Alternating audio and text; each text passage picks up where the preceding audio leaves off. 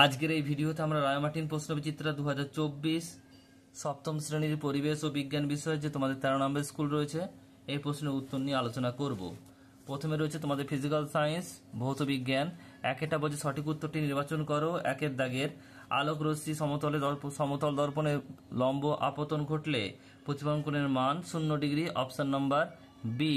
চৌম্বক ধর্মের নিশ্চিত পরীক্ষা হলো শুধুমাত্র বিকর্ষণ ধর্ম। Option number B.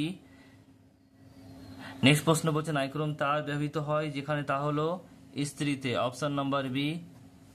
বলছে তড়িৎ বর্তনীতে সুইচ অন অবস্থা থাকলে বর্তনী কি হয়? বদ্ধ বর্তনী। Option number B.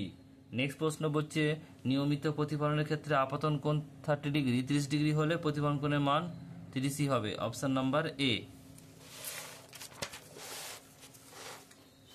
নেক্সট প্রশ্ন পরেরটা দেখো, দুই দাগের একটা বলছে সপ্রভ বস্তু কি?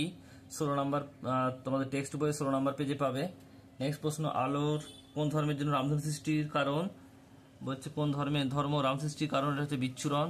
পরের প্রশ্ন দণ্ড চুম্বকের চৌম্বক দৈর্ঘ্য কি? টেক্সট বইয়ে তোমরা 42 নম্বর পেজে পাবে। নেক্সট প্রশ্ন পরেরটা দেখো রয়েছে লাইফ সায়েন্স অর্থাৎ জীবন বিজ্ঞান। একটা বলছে অতি সংক্ষিপ্ত উত্তর দাও। একটা দুটি শস্য বীজ নাম লেখো, ধান ও রেডি।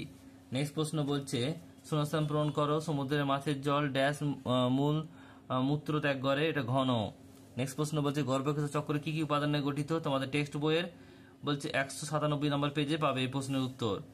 নেক্সট প্রশ্ন পরেরটা বলছে সঠিক উত্তর বেছে নিয়ে লেখো। প্রদত্ত কোনটি মূল? এটা হবে beet. Option number C. Next দুই প্রশ্ন কি বলছে দেখো,